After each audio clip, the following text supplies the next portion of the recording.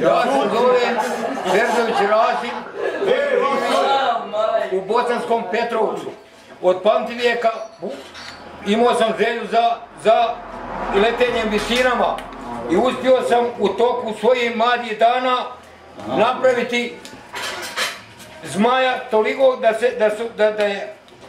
da je Zagreb list, vjesnik uspostavio i ispisao da je viđen nad Italijom, Rombromboji, reprodukcije, to je zvani zmaj od 4,5 metra, ja sam to konstruisao u mladim danima. Sad mi je želja da osnujem klub u Bosanskom Petrovcu, aeroklub koji se zove